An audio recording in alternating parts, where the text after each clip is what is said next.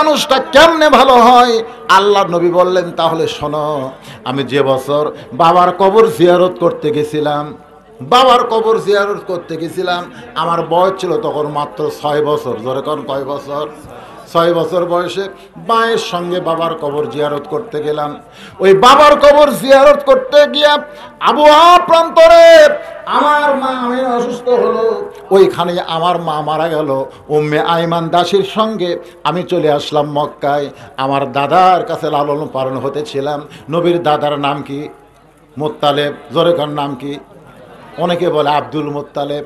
আব্দুল শব্দ ব্যবহার করা যাবে না, এই জন্যেই যাবে না কারণ আল্লাহর সেপতি নাম ছাড়া অন্য কোনো নামের আগে আব্দুল শব্দ উল্লেখ করা যাবে। আপনারা বলেন তো, আল্লাহর 99টা নামের মধ্যে মুত্তালেব আছে? এই কথা কন না কেন আছে? নাই। তাহলে কেন আমরা আব্দুল মুত্তালেব বলবো? আমাদেরকে বলতে হবে মুত্তালেব। বাজান, একদিন বিকাল বেলায় এই ছোট ছোট বাচ্চাদের সঙ্গে নবী বলতেছে সাহাবীদেরকে, শোনো, আমি ছোট ছোট বাচ্চাদের সঙ্গে খেলতে খেলতে পাহাড়ি এলাকায়, সন্ধ্যা হয়ে গেল। প্রত্যেকটা বাচ্চার বাবারা আদর করে করে তাদের সন্তানকে কোলে করে বাড়িতে নিয়ে যায়, কিন্তু আমার বাবা আসে নাই বলে আমার মনে এত কষ্ট। বাবা বাবা বলে কাঁদতে কাঁদতে আমি পাহাড়ের চূড়ার দিকে উঠতেছিলাম। এমন সময় ওই সন্ধ্যার সময় আবু জেহেল উঠের পিঠে চড়ে আসতেছিল। তখন কিন্তু আবু জেহেল নাম ছিল না, ওর নাম হলো উমর ইবনুল হাসাম। একটু খেয়াল করবেন, আবু জেহেলের নাম কিন্তু আবু জেহেল না, এর নাম হলো উমর ইবনুল হিসাম। জোরে কোন উমর ইবনুল। মনে রাখবেন, আমাদের ইমামের নাম কি? আবু হানিফা? জানি না। দেখেন, আমরা বলে হানাফি মাযহাব, হানাফি মাযহাব। যদি বলা হয় তোমাদের ইমামের নাম কি? কয় আবু হানিফা। আবু হানিফা কিন্তু তার নাম না, এটা হলো তার উপাধি। তার নাম হলো নোমান ইবনে সাবেত। আবু জেহেল কিন্তু তার নাম না, আবু জেহেল হলো তার লকব। তার নাম হলো উমর ইবনুল হিসাম। নবী সবসময় 2টা উমরের জন্য দোয়া করতো, আল্লাহ এই 2টা উমর যদি হেদায়েত হয় তাহলে ইসলাম প্রচার আমার সহজ হয়ে যাবে। আল্লাহর নবীর দোয়া কবুল হলো একজন উমরের ব্যাপারে, তার নাম হলো উমর ইবনুল খাত্তাব। নবী বললেন, আল্লাহ আমি 2 উমরের জন্য দোয়া করলাম, একজন হেদায়েত পাইছে আর একজন পাইল না। আল্লাহ ডাক দিয়ে বললেন, নবী গো, দোয়া দিয়া যদি সব কাম হয় তাহলে দাওয়াতের দরজা বন্ধ হয়ে যাবে। উমরকে দোয়ার জন্য কবুল করলাম আর আবু জেহেলকে দাওয়াতের জন্য রাইখা দিলাম। এজন্য নবী 400 বার আবু জেহেলকে কলেমার দাওয়াত দিয়েছে। আল্লাহ কোরআনের আয়াত নাজিল করলেন, ওয়ামান আহসানু কওলাম মিম্মান দাআ ইলাল্লাহ ওয়া আমিলা সালিহান ওয়া ক্বালা ইন্নানি মিনাল মুসলিমিন। ওই ব্যক্তির চাইতে উত্তম কোনো ব্যক্তি নাই যে ব্যক্তি আল্লাহর রাস্তায় মানুষকে কি দেয়? দাওয়াত দেয়। তো কয়শো বার গেছে? 400 বার। প্রত্যেকবারই নবীর সঙ্গে ভালো ব্যবহার করছে না খারাপ ব্যবহার করছে? নবী এক সময় বললো, আল্লাহ কাম তো হয় না। আল্লাহ বলতেছে, আপনার কাম হলো দাওয়াত দেওয়া। হেদায়েতের মালিককে। হ্যাঁ, এই জন্য আপনি দাওয়াতের রাস্তা কিয়ামত পর্যন্ত দাওয়াতের কাজ করার দরকার আছে না নাই? দরকার আছে না নাই? হেদায়েত দেওয়ার মালিক কে? আমরা হেদায়েত দিতে পারি না, আমরা দাওয়াত দিতে পারি। এই দাওয়াত দিতে গিয়ে দরকার হলে পিটন খাওয়া লাগতে পারে, জেলেও যাওয়া লাগতে পারে। কি কোন যাওয়া লাগতে পারে কি পারে না? হ্যাঁ, সেই দাওয়াত। তেলা দাওয়াত না। আজকে বাংলাদেশে এমন দাওয়াত আছে তেলা। 40 বছর হলে দাওয়াত দেয়, গায়ের কাপড় খুললে একটা দাগও নাই, জেল নাই, জুলুম নাই। কি করিস রে? কই নবিয়ানা কাম করি। তো নবিয়ানা কাম করিস, তেলা কে? তেলা। হ্যাঁ, অনেক কথাই বলতে চাচ্ছিলাম, কিন্তু পরিবেশ আজকের ওয়াজের পরে চিন্তা করা যাবে নওগাঁ তার কোনো ওয়াজ হবে কিনা, মানে বজলু শীতের ওয়াজ হবে কিনা। এই জন্য আমাকে একটু তেলাই মারা লাগতেছে, বুঝতেছেন না ভাইজান? আল্লাহর বান্দারা মনে আছে না ভুলে গেছেন? নবী বলতেছে আমি 6 বছরে যখন পাহাড়ের চূড়ার দিকে যাচ্ছিলাম, ওই সময় ওমর ইবনুল হিসাম, যাকে আমরা চিনি আবু জেহেল হিসাবে, উটের পিঠে চড়ে আসতেছে। আমার কান্না শুনে আবু জেহেল উঠতে বসাইছে। ওই দাঁড়ানো উঠকে বসানোর পরে আবু জেহেল উঠ থেকে নেমে 2 হাত আমার দিকে বাড়ায় বলতেছে, বাজান, সন্ধ্যার সময় যেন পাহাড়ে পূর্ণিমার চাঁদ উঠেছে। সুবহানাল্লাহ কবেন না? বাজান, তোমার বাবা আব্দুল্লাহ তুমি যখন মায়ের পেটে ছিলে তখন মারা গেছে। এখন তুমি বাবা বাবা বলে কাঁদলে দুনিয়ার কোনো বাবা আসবে না তোমাকে আদর করে নিয়ে যেতে, বরং আমি বাবার দরদ দিয়া তোমাকে বুকের মধ্যে নিয়ে তোমার দাদার ঘরে পৌঁছাতে চাই। নবী কান্দের বলে, সাহাবীরা রে, যে আবু জেহেলকে বদর যুদ্ধে হত্যা করা হয়েছে, ওই আবু জেহেল কিন্তু আমাকে বুকের সঙ্গে বুক মিলাইয়া উটের পিঠে করে আমার দাদার কাছে পৌঁছায়া দিছে। সুবহানাল্লাহ কবেন না? তার মানে কি বোঝা গেল? আবু জেহেল কি খারাপ মানুষ? সর্বোত্তম নবীকে আলামিন ডিগ্রি কে দিছে? কে দিছে? আবু জেহেলি নবীকে আলামিন ডিগ্রি দিয়েছে। নবীর সঙ্গে আবু জেহেলের শত্রুতা হয়েছে যখন আল্লাহর কোরআন আল্লাহ নবীর উপরে নাজিল করেছে। আর এই শত্রুতার পিছনে একটাই মাত্র কারণ, যে আবু জেহেলের নেতৃত্ব চলে যায় যদি আব্দুল্লাহর বেটাকে নবী হিসাবে গ্রহণ করে। জোরে কথা ঠিক কিনা? আচ্ছা, পূর্ব সাইডে কিছু মেয়েরা আছে, তারা কিছু টাকা দান করেছে। ও মায়েরা, আপনাকে টাকা আইছে। অনেক মেয়েরা সন্দেহ করে, টাকা তো দিলেন, টিজত গেল না পকেটত গেল, বোঝেন না? এই জন্য মাইক দিয়ে মেয়েকে দানেরটা বলাই লাগবে। হ্যাঁ, মেয়েদের সন্দেহ কম না বেশি? কম না বেশি?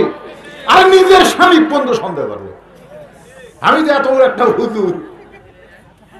আপনারা তো মনে করেন যে আমি সেই হুজুর, কিন্তু আমার বউ, আমি এখন যতদিন ঘুম পারি, অনেকে আমাকে রাগ করে 12টার সময় মোবাইল খোলা হয়, হুজুর খুব মোশন হয়ে গেছে, সকাল থেকে এতবার কল দিলাম, আপনার মোবাইলে কল ঢোকে না। আমি কইলাম, ভাইরে আমি মোবাইল অফ করে ঘুমাই। কেন ঘুমাই জানিস? আমি একদিন মোবাইল অন করে ঘুমাইছি, ইতিমধ্যে একটা কল আসছে। তা আমার বউ দৌড়ে গিয়ে কল ধরছে, একটা মেয়ে মানুষ। আল্লাহকে কাম, একটা মেয়ে মানুষ কল করছে। তা আমার বউ বলতেছে, আপনি মেয়ে মানুষে হুজুরকে কল করছেন কেন? মেয়েটা বলতেছে, আমি হুজুরকে ভালোবাসি। আমি তো দিদারসে ঘুম পাড়তেছি, ঘুমোর থেকে উঠে দেখি আমার বইয়ের মুখটা পা মাছ, ওই গাল ফুলে বসে আছে। আমি বললাম, কে গো, তোমার কি দাঁতে অসুখ হয়েছে? গাল ফুলে বসে আছো কেন? আমাকে বলতেছে, আপনি হুজুর না লুচ্চা? চিন্তা করে দেখেন, ঘুমোর থেকে উঠে এখন বউ যদি কয় আপনি হুজুর না লুচ্চা, এই পাগলির মতন কি বলো? পাগলি, একটা মেয়ে মানুষ কল করছিল। আমি বললাম, আপনি কে? মেয়েটা বলছে, আমি হুজুরকে ভালোবাসি। তাহলে ওয়াজ করেন না ভালোবাসা করেন? আমি দৌড়ে গিয়ে বইয়ের হাত চাপে ধরে বললাম, আস্তে কথা বলো, রাস্তার ধারত বাড়ি, মানুষ যদি শুনবার পারে যে তুমি বউ হয়ে আমার লুচ্চা করছে, আমার ওয়াজ কিন্তু বাদ হয়ে যাবে। দেখি মোবাইল নিয়ে আস। মোবাইল নিয়ে এসে আমি সাউন্ড বাড়ায় দিলাম, কারণ কানে কানে শুনলে তো হবে না, বউকে শোনা লাগবে না। লাউড স্পিকার দিয়ে বললাম, মা, প্রথম শব্দই মা, তুমি নাকি অমুক সময় কল করেছিলে। জোরে দিছি বউ শুনে নেওয়ার জন্য। মেয়েটা বলতেছে, আপনি যাকে বিয়ে করছেন সে তো খুব বেয়াদব। আমার বউ কয় কি? মেয়েটা কি কয়? এই মেয়ে, আমার বউরে বেয়াদব কাও কেন? তুমি নাকি কইছো আমি হুজুরকে ভালোবাসি। তো মেয়েটা বলতেছে, না, আল্লাহর শপথ করে বলতেছি, আমি হুজুরের ওয়াজ ভালোবাসি, তাই কইছি। আমি বউরে কইলাম, কে কি কইছে? কই একটা ভালোবাসার কথা কইছি তো। আমি সেদিন থেকে চিন্তা করলাম, প্রত্যেকটা মেয়ের মধ্যে সন্দেহ আছে না নাই? জোরে কোন আছে না? টাকা যা হাতত দিবে, ওই টাকাটার নাম না বললে মনে করবি পকেটত গেছে। এই জন্য মেয়েরা টাকা দিলে বলাই লাগবে ভাই। ওয়াজের ফাঁকে ফাঁকে যদি মেয়েরা টাকা দেয় আমি একটু নাম বলবো, অসুবিধা আছে? ওয়াজ কিন্তু চলতেছে। এই ছেলেরা ডিস্টার্ব করো না বাগান। আল্লাহর বান্দারা, আবু জেহেল নবীর সঙ্গে শত্রুতায় একটাই মাত্র কারণ, যদি নবী বলে গ্রহণ করি তাহলে আমার নেতাগিরি থাকবে না, আব্দুল্লাহর এতিম পোলার নেতা হয়ে যাবে। আজও বাংলাদেশে আলেমরা যে শ্রেষ্ঠ এটা সবাই জানে, মরে গেলে প্রত্যেকটা নেতারাই কয় উমুক হুজুর দিয়ে আমার জানাজা করো, জোরে কোন কথা ঠিক কি না, বলে যায় না? তার মানে বোঝা গেল আলেমকে ভালোবাসে। বেটার বিয়ের সময় আলেমকে ডাকে, আবার যখন দোয়া দরুদ হয় কোনো প্রফেসর কোনো ডাক্তার দিয়ে দোয়া করে নেয় না, এই মৌলবীদের নিয়েই কিন্তু দোয়া করে নেয়। কিন্তু বাজান আলেমদের সবাই ভালোবাসে, কিন্তু আলেমরা যখন কোরআনের ময়দান ছেড়ে শুধু কোরআনের ময়দানে না থেকে সংসদের দিকে যাবার চায়, তখন ওই আলেমদের উপরেই ওরা শত্রু হয়। ধরে বলেন কথা ঠিক কিনা? আল্লাহর বান্দারা, যে কথা বলতেছিলাম আবু জেহেল বলতেছে মারতে বলেছি তাই বলে এত মার, কালো মানুষটাকে গোস্তের টুকরার মতন লাল করে ফেলেছ। যুবকরা বলতেছে নেতা আপনি বলেছেন যতক্ষণ লা ইলাহা ইল্লাল্লাহ বলবে ততক্ষণ মারতেই থাকবা। আমরা এত মার মেরেছি, একটা বারের জন্য লা ইলাহা ইল্লাল্লাহ বন্ধ হয় নাই।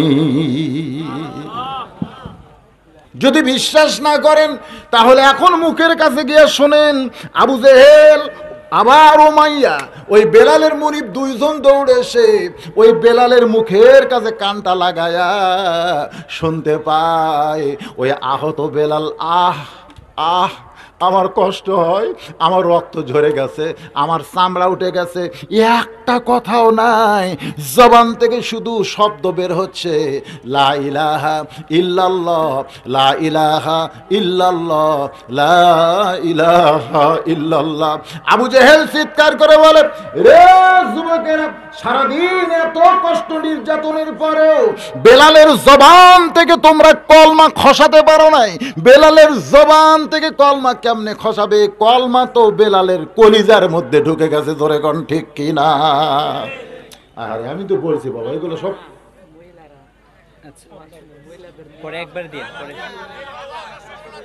না আদায় না, মহিলাদের কিছু আবদার করছে। হ্যাঁ, মানে ওর যত ঠেলা দেওয়া যাবে ওরা তত খুশি। কথাটা বুঝলেন না?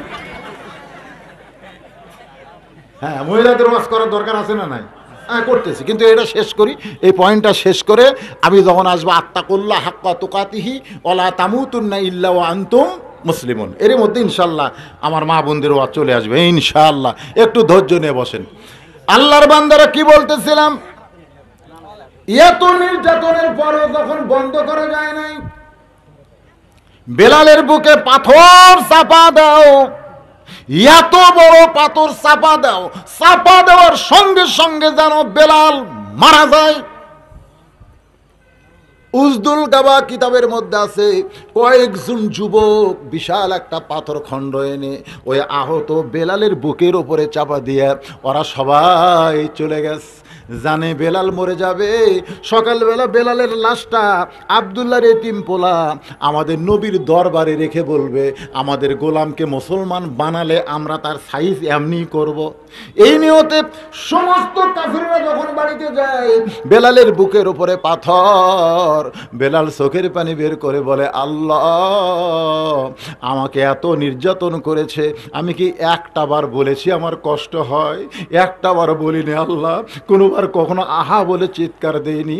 এই পাথর চাপা দেওয়ার কারণে তোমার লা ইলাহা ইল্লাল্লাহ জিকির করতে আমার বড় কষ্ট হয়। আল্লাহ আল্লাহ, তুমি যদি আমার জাতির পিতার জন্যে নমরুদের আগুনকে শান্তির বাগান বানাবার পারো, তুমি যদি মুসা নবীর জন্যে নীল দরিয়াকে রাস্তা বানাবার পারো, তাহলে আমি বেলালের জন্যে আমার বুকের পাথরকেও তুমি পাতলা বানাবার পারো। আমার ইমানের দাবি নিয়ে আমি বেলাল তোমার কাছে গভীর রাত্রে ফরিয়াদ করতেছি। হযরত বেলালের কথা আল্লাহর দরবারে কবুল হয়ে গেছে। পাথরের চেহারায় আছে, কিন্তু পাথরকে আল্লাহ তুলার মতন পাতলা করে দিয়েছে। বাজান বেলাল কলেমার জিকির করতেছে। এই জিকিরের মধ্যে যে কি মজা রে! একবার যদি কোনো জাকের জিকিরের মধ্যে ঢুকে যায়, তাকে কিন্তু জিকির থেকে আর আলাদা করা যায় না। হযরত বেলালের লাশ নিবার আইছে সকালবেলায়, লাশ নিবার আইসা দেখে বেলালের বুকের উপরে পাথর উঠতেছে আর নামতেছে, নিঃশ্বাসের সঙ্গে পাথর উপর দিকে উঠতেছে আর নামতেছে। তার মানে বোঝা গেল ইমানের পাওয়ার আছে না নাই? জোরে কোন ইমানের পাওয়ার আছে না নাই? আহত বেলাল, কয়েকজন যুবক, কয়েক মনোজনের একটা পাথর নিঃশ্বাসের সঙ্গে উঠতেছে আর ডাকতেছে। রে বাংলার মুসলমানেরা, সেই ইমান যদি আমরা বুকে ধারণ করতে পারি, বাতিলের রক্ত চক্ষুকে মুসলমান কোনোদিন পরোয়া করবে না। একটা টাকলু বলল যে রাষ্ট্র ধর্ম ইসলাম মানি না, আর আমরা বাংলা মুসলমান ঘরে বসে থাকবো, আমরা হিজরার জাত না। ধরে কোন কথা ঠিক কিনা? লিল্লাহ তাকবীর, লিল্লাহ তাকবীর, ইসলামের শত্রুরা লিল্লাহ তাকবীর। কি কম ঘরে বসে থাকবেন? আমরা কি চুরি হাতত দিছি? কিছুই নাই আমাদের। ইমানের বলে বলিয়ান হতে হবে। ইমানের দাবি যদি কুরবানি হয়, সেই দাবি ঘরে বসে থাকা নয়। বলেন সুবহানাল্লাহ।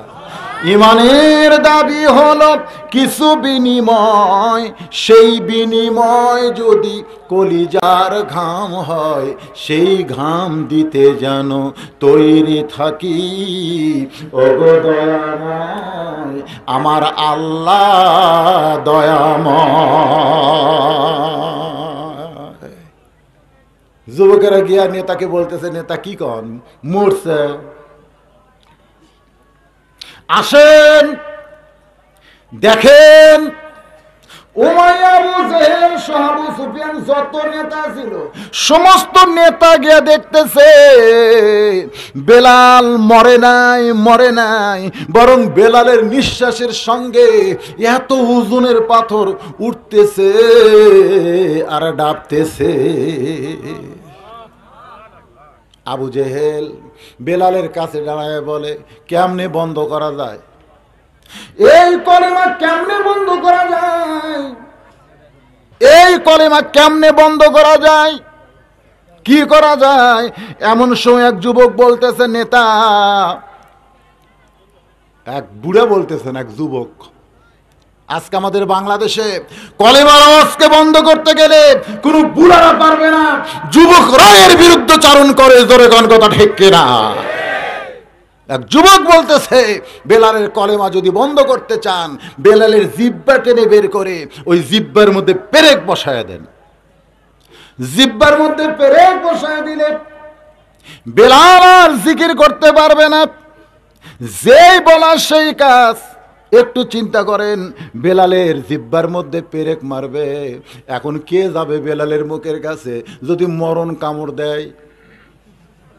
জিব্বা কি বাইরে আছে না ভিতরে আছে? যদি মরণ কামড় দেয়, কে যাবে বেলালের কাছে? দেখেন, একজন মুমিন, আহত মুমিনকেও কাফেরেরা কত ভয় করে। জোরে কোন সুবহানাল্লাহ। বেলাল মুস্কি হাসি দিয়া মুখটা হা করেছে, পরীক্ষার করবি? এত পরীক্ষার পরেও তোদের পরীক্ষার ধরন শেষ হয় নাই। পরীক্ষা করবি, জেল দিবি, জুলুম দিবি, রিমান্ড দিবি, গ্রেপ্তার করবি, আরো পরীক্ষা করবি।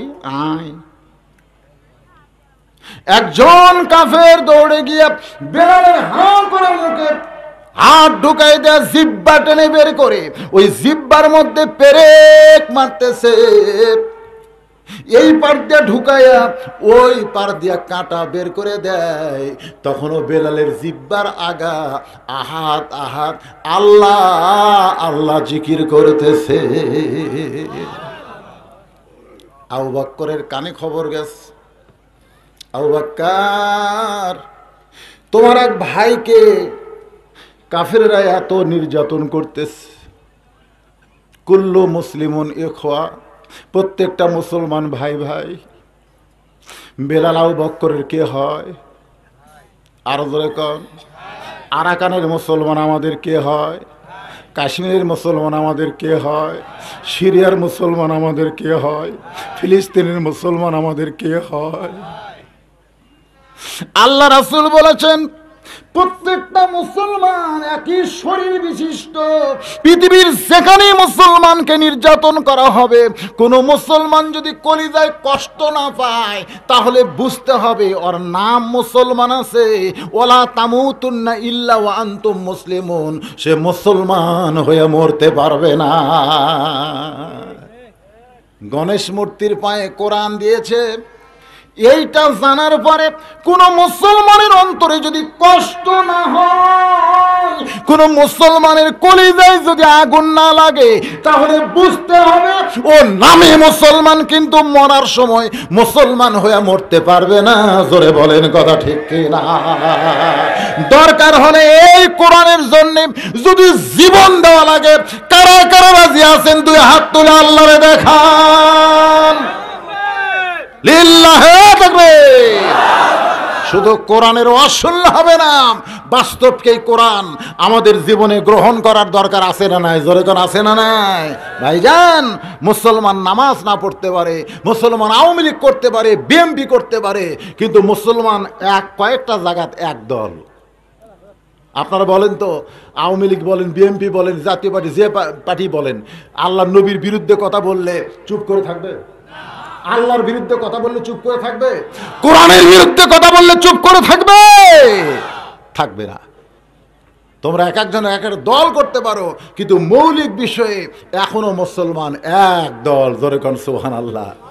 দেখেন এই টেদের উপরে আমরা যারা বসে আছি, কেউ আওয়ামী লীগ, কেউ বিএনপি, কেউ জামাত করতে পারি, কিন্তু আপনারা আমরা কি একসাথে বসে নাই? আপনারা যারা বসে আছেন সব কি এক দলের? দেখেন আপনার কাছে একজন জামাত, একজন বিএনপি, একজন আওয়ামী লীগ বসে আছে। কেন বসে আছে? এই কোরআন পারে মুসলমানকে একত্র করতে।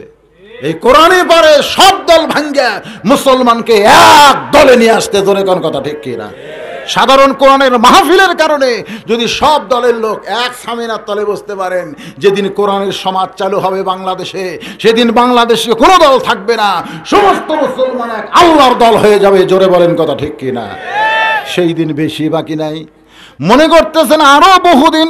না, সেদিন আর বেশি বাকি নাই।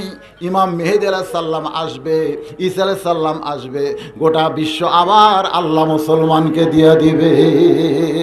আল্লাহর বান্দারা, আমি শেষ কথাটা বলতেছি, ভাইজান একটু মনোযোগ দিয়ে শোনেন। আবু বকর দৌড়ে আসলো ভাই হইয়া ভাইয়ের কাছে দৌড়ে এসে বলতেছে, রে কাফেরের বাচ্চারা, তোদের কি কোনো দয়া নাই, মায়া নাই? এত নির্যাতনের পরে আবার জিব্বার মধ্যে কাঁটা ঢুকাইছিস, পেরেক ঢুকাইছিস, তোদের কি কোনো দয়া বয়া নাই? বেলালের মুনিফ চিল্লায় বলতেছে, তোমার যদি দয়া হয় তাহলে আমাদের গোলামকে কিনে নাও। তোমার যদি দয়া হয়, কারণ ওরা তো জানে বেলাল এখন এমনি মরে যাবে, এই মরা বেলালকে বিক্রি করলে লাভ হবে। আবু বকর বলতেছে, কত দাম নিবা, কত দাম নিবা? এবার আবু বকর যখন বলেছে কত দাম নিবা, উমাইয়া বলতেছে 1000 আশরাফি দেওয়া লাগবে। 1000 আশরাফি। আবু বকর বলতেছে, আমি রাজি আছি।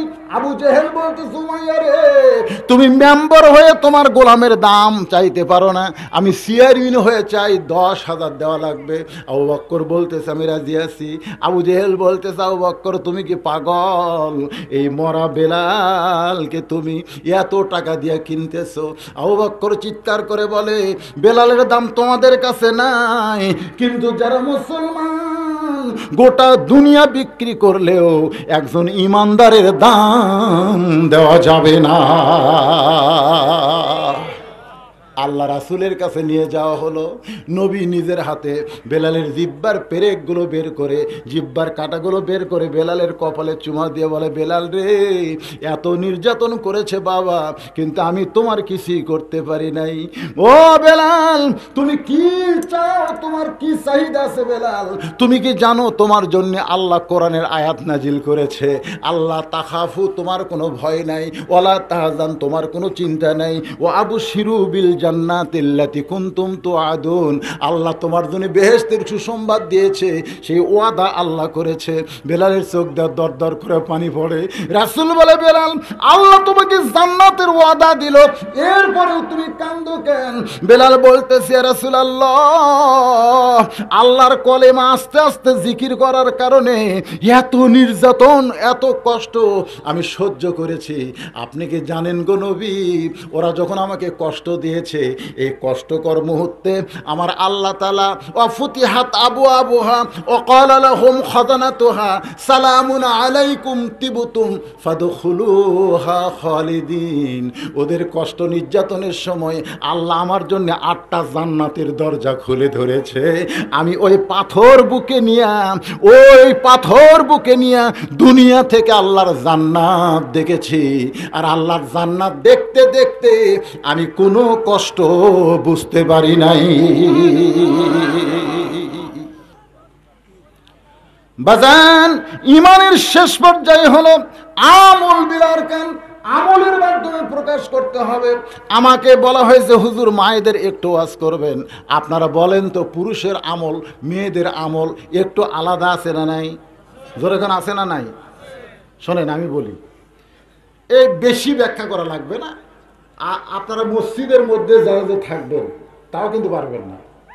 আল্লাহ বলেছে, ফাইজা কুদিয়াতিস সালাতু ফান্তাশিরু ফিল আরদ। নামাজ যখন হয়ে গেছে তখন তোমরা মসজিদ থেকে জমিনে ছড়ায় পড়ো। এ কথা কার? এটা কি পুরুষের জন্যে না মেয়ে মানুষের জন্যে? আর মেয়ে মানুষের জন্য আল্লাহ বলেছেন, অকরনা ফি বুয়ুতিকুন্না ওয়ালা তাবাররুজনা তাবাররুজাল জাহিলিয়াতিল উলা। রে মেয়েরা, তোমরা ঘরের মধ্যে অবস্থান করো, তোমরা ঘরের বাহির হবে না। যদি কোনো প্রয়োজনে তোমরা ঘরের বাহির হও, তাহলে হেজাব নিয়ে, পর্দা নিয়ে বের হতে হবে। ওই জাহেলি যুগে মেয়েদের মতন সাজগোজ করে রাস্তায় বের হওয়া যাবে না। এ কথা কার? আরো জোরে বলেন। মেয়েদেরকে পর্দা।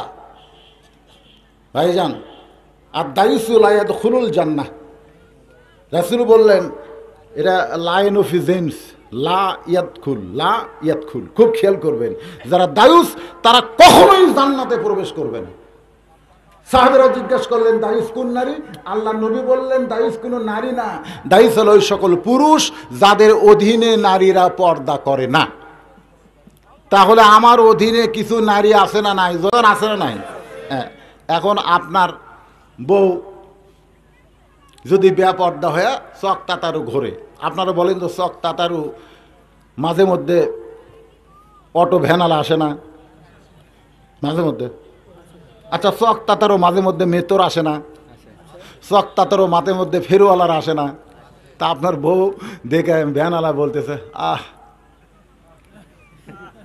মেতরও বলতেছে আহ। ওই যে ভিক্ষা করে যে ফকির খায়, ওই কয় আহ। মানে আপনার বউ খুব সুন্দরী, ব্যাপার দেয়া ঘুরতেছে, ওই যাই দেখতেছে তাই কয় আহ। এই যারাই আহ আহ কইছে, ওরা কিন্তু খালি দেখেনি। কথাটা শুনবেন, মেয়ে মানুষের ওয়াজ হচ্ছে। এরা কিন্তু খালি দেখেনি, দেখিছে চোখ দিয়ে। এটা কিন্তু চোখ কিন্তু সবচেয়ে ভালো ক্যামেরা। চোখ দিয়ে দেখিছে, আর এটি একটা মেমোরি আছে, এই মেমোরির মধ্যে ধরা খাচ্ছে। একটা চোখ দিয়ে দেখছি আহ। এখন রাত্রে যখন ওই ফকির শুতিছে, ওই মেতর শুতিছে, ওই ফেরওয়ালা ভ্যানালা শুতিছে, ওই ঘুমের ঘরে আপনার বউ ও যে আহ কষে, ওই আহ করার কারণে ওদের কাছে গেছে স্বপ্নে। এখন স্বপ্নে আপনার বউয়ের সাথে ওদের স্বপ্ন দোষ হচ্ছে। এখন আপনি বলেন তো, বউ কি আপনার একলার থাকলো না সগলির হয়ে গেল? কথা না কেন? তা আপনার বউ কি আপনি একলা খাবেন না বাইকে খাবেন? যদি যদি একলাই খাবার চান, মানে একলাই যদি ভোগ করতে চান, তাহলে প্রত্যেকটা নারীকে পর্দার ভিতরে রাখতে হবে। ধরে কোন কথা ঠিক কিনা? পর্দার মধ্যে যেগুলো থাকে তাদের দাম বেশি না কম? আচ্ছা, আপনাদের এলাকার কোনো কলেজ মাঠে যদি মাইকিং করে যে আমাদের এই নওগাঁ কলেজ ময়দানে একটা ছাগলের প্রদর্শনী হবে, একটা ছাগলের প্রদর্শনী হবে। এই মাইকিং শুনবে আর জনগণ কি রাগ করবি না খুশি হবে? কে ছাগল দেখার জন্য কলেজে যাওয়া লাগবে? আমার এলাকার রাস্তাঘাটে কত ছাগল ভ্যা করতেছে। যদি বলে একটা হরিণকে দেখানো হবে, একটা হরিণের প্রদর্শনী হবে, তখন আপনারা বলবেন চলো যাই, হরিণ আমরা কোনোদিন দেখিনি। কারণ হরিণ পর্দার মধ্যে থাকে, জঙ্গলের ভিতরে থাকে, এই জন্যে পর্দা। হরিণ দেখার জন্য সকলে যায়। আর বকরি যেটি সেটি ঘরে যত গোপনে থাকবে তত তার দাম বাড়বে না কমবে? আপনারা মা ফাতেমার নাম জোহরা ডিগ্রি কেন হলো? জোহরা খাতুনে জান্নাত ফাতেমা তো জোহরা, এই ডিগ্রি হওয়ার পিছনে কারণ কি? তিনি পর্দার ভিতরে ছিলেন, পর্দার ভিতরেই দুনিয়া থেকে বিদায় নিয়েছেন। বিদায় নেওয়ার পূর্বে স্বামীর কাছে ওসিয়ত করলো, স্বামী গো, আমি মরে যাওয়ার পর আমার 3টা ওসিয়ত আপনাকে পালন করতে হবে। 1 নম্বর ওসিয়ত হলো, মায়েরা শোনেন, আপনারা তো শোনার জন্য বসে আছেন, শোনেন। 1 নম্বর ওসিয়ত হলো আমার কোনো জানাজার ব্যবস্থা করবেন না। আমার 2 নম্বর ওসিয়ত হলো আমার লাশটা কিন্তু খাটনিতে তুলবেন না। আমার 3 নম্বর ওসিয়ত হলো আপনি আমাকে কাঁধে করে নিয়ে ওই জান্নাতুল বাকির পূর্ব কোণায় গভীর রাত্রে দাফন করবেন। কারণ সারা জীবন পর্দার মধ্যে থাকছি, দিনের আলোতে দাফন করলে ফাতেমার দেহ কত বড়, ফাতেমার লাশ কত বড়, এটা দুনিয়ার মানুষ দেখতে পারে কাফনের উপর দিয়া। তাই মেহেরবানি করে আমার লাশটা গভীর রাত্রে আপনি দাফন করবেন। আলী কান্দার বলে, ফাতেমা তুমি নবীর কলিজার টুকরা, তোমার মৃত্যুর খবর শুনলে লক্ষ মানুষ জানাজায় হাজির হবে, তুমি কেন জানাজা নিষেধ করতেছো? ফাতেমা স্বামীর হাত ধরে বলে, স্বামী গো, লক্ষ মানুষ যদি বলে ফাতেমা ভালো, আর আপনি যদি বলেন আমার ফাতেমা ভালো না, এই লক্ষ মানুষের দোয়া দিয়া ফাতেমার 1 তিল পরিমাণ লাভ হবে না। আর দুনিয়ার তামাম মানুষ যদি বলে ফাতেমা খারাপ, আর আপনি যদি বলেন আমার ফাতেমা ভালো, এক স্বামীর সার্টিফিকেটে আল্লাহ ফাতেমার জন্য জান্নাতের দরজা খুলে দিল। তাহলে বউ ভালো হওয়া লাগবে কার কাছে? কথা কয় না রে, আপনাকে ওয়াজ হচ্ছে, কথা কন না কেন? হ্যাঁ, সারা জীবন বেপর্দায় ঘুরছে, মরার পরে 5 কাপড় দিছে, খালি 5 কাপড়, খাটনি পর্যন্ত চাদর দিয়ে ঢাকছে। মেয়ে মানুষের লাশ চাদর দিয়ে ঢাকে না, একের খাটনি চাদর দিয়ে ঢাকছে। ফেরেশতারা এসে বলতেছে, আল্লাহ আল্লাহ, আচ্ছা এই মেয়ে যখন জীবিত ছিল তখন বেপর্দা হয়ে গোটা চক তাতার ঘুরিছে, তো মরার পরে 5 কাপড় দিয়ে তার লাশ আবার এই চাদর দিয়ে ঢাকছে কেন? আল্লাহ বলতেছে, ফেরেশতা, ওই দেশের নাম হলো বাংলাদেশ রে, ওই দেশের মেয়েরা বাঁচতে মানে না রে, মরার পরে মানে রে, বাঁচতে মানে না, মরার পরে। মায়েরা শোনেন, মরার পরে যদি 5 কাপড় দেওয়া লাগে, তাহলে বেঁচে থাকতে কয় কাপড় দেওয়া লাগবে আপনাকে চিন্তা করা লাগবে। এখন চিন্তা করার দরকার আছে না নাই? আপনাকে লাশ পর্যন্ত দুনিয়ার কোনো মানুষ, এই হাদিসে রাসূল বলেছেন, কোনোদিন বলা যাবে না মেয়ে মানুষের লাশ নিয়ে মেয়েটা কেমন ছিল, মেয়েটা কেমন ছিল, এটা বলা জায়েজ নাই। কারণ মেয়েটা কেমন ছিল এটা পাড়ার লোকের কাছে জানবেন কেন? মেয়েটা কেমন ছিল, আর স্বামী বেঁচে থাকলে স্বামীর কাছে যান। স্বামীকে যা বলেন যে আপনার বউটা কেমন ছিল, বউ যদি কয়, স্বামী যদি কয়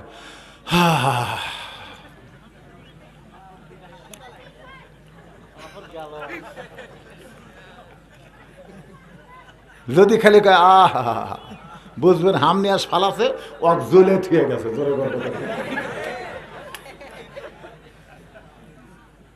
গভীর রাত্রে হযরত আলী ফাতেমাকে কাঁধে করে জান্নাতুল বাকির পূর্ব কোণায় সবুজ রঙের একটা বাতি জ্বলতেছে। ওই বাতি বরাবর আবু যর কবর খুঁড়তে গিয়া পড়ে চলে গেছে। বাকি কবর খোঁড়ার পরে ফাতেমাকে কবরের মধ্যে নামায় দিয়া কবরে মাটি দেওয়ার পর আল্লাহর কাছে বলতেছে, আল্লাহ, আমি আলী ফাতেমার প্রতি খুশি হয়ে গেছি, এত খুশি গো আল্লাহ, না খাইতে খাইতে চোখের নিচে কালিমা পড়ে গেছে। আমি ঘরের মধ্যে ঢুকে বলি, ফাতেমা আজও তোমার খাবার ব্যবস্থা করা গেল না। ফাতেমা বলে, স্বামী গো রোজা আছি, কোনো টেনশন করবেন না। আমি তাকাই দেখি আমার ফাতেমার চোখের নিচের কালি মনে হয় আল্লাহ তাআলা জান্নাতের সুরমা পরাইয়া দিছে। দোয়া করতেছে আল্লাহর কাছে, স্বামী হয়ে বউয়ের জন্য দোয়া করে। যে মাত্র তাকাইছে দেখে সামনে কয়েকটা পুরাতন কবর। আলী চিল্লায় বলে, আল্লাহ এই মাত্র ফাতেমাকে দাফন করলাম, ফাতেমার কবর কোন জায়গায়, ফাতেমার কবর কোন জায়গায়? গায়েব থেকে আওয়াজ আসতে, চালি রে ফাতেমা হলো পর্দানিশী। আমি আল্লাহ জোহরা ডিগ্রি দিয়া ফাতেমার কবরকে কিয়ামত পর্যন্ত পর্দা করেছি। আমার মায়েরা, সে ফাতেমার সঙ্গে যদি জান্নাতে যাবার চান তাহলে পর্দা ছাড়া উপায়। আল্লাহ পাক আমাদের সবাইকে আমলি জিন্দেগি গঠন করার তৌফিক দান।